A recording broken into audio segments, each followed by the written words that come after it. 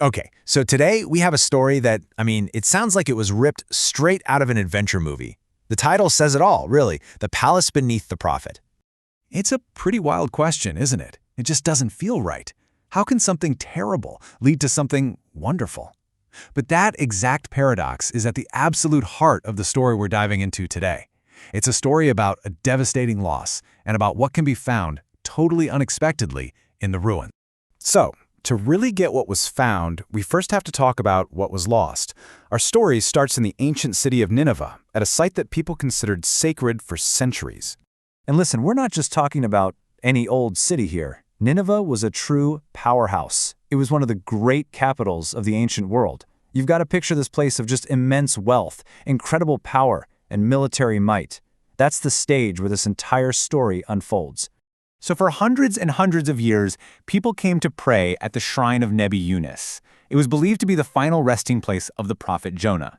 But here's the crazy part. None of them had any idea that they were standing directly on top of something else entirely. Right beneath their feet lay the ruins of a massive Assyrian palace, a forgotten world of imperial power, just buried in the dust. And those two worlds, the sacred shrine above and the ancient palace below, they probably would have stayed separate forever. But then, a modern tragedy changed everything. It violently, tragically, brought that hidden past roaring into the light.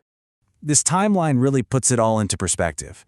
Way back around 700 BC, the palace is built. Centuries go by, it falls into ruin, and eventually, the shrine is built right on top of it, becoming this cherished place of worship. Then, fast forward all the way to July 2014, and this terrible act of destruction occurs. But just a few years later, in 2017, that very destruction gives archaeologists the first ever chance to see what was hidden all that time. You have to understand, that explosion was so much more than just a physical blast. It literally blew a hole through the layers of time, exposing a world that had been sealed off and completely forgotten for millennia. So, after the dust finally settled, what was actually there? Well, archaeologists arrived to a scene of total devastation. But under all that rubble, they found something else, a dark, man-made network of tunnels. The work they had to do was incredibly careful, not to mention dangerous. First, they just had to figure out how bad the damage was. Then they found these tunnels. And get this, they weren't archaeological tunnels. They were crude passages dug by ISIS militants who were looting for artifacts to sell on the black market. So the team's job became following these looters' tunnels, mapping them out, and just seeing where on earth they led. And deep inside, they started to find clues. Ancient inscriptions, carved right into the walls. And those inscriptions, well, they were like a trail of breadcrumbs, leading to something huge. The archaeologists followed the looters' crude tunnels, squeezed through a narrow passage, and basically walked right into the history books.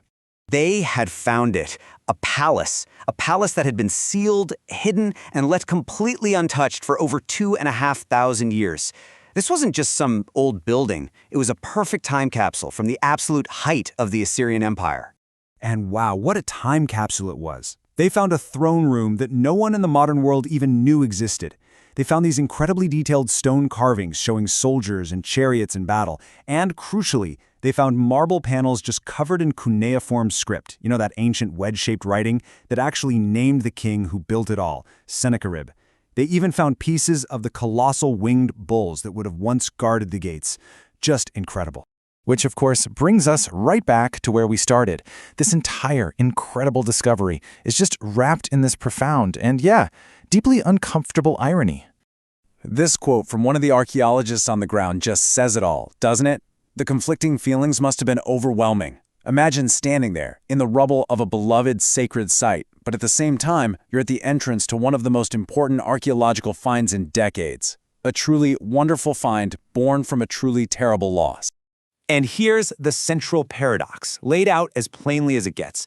The intent was so clear: cultural erasure, to wipe a piece of living history right off the map.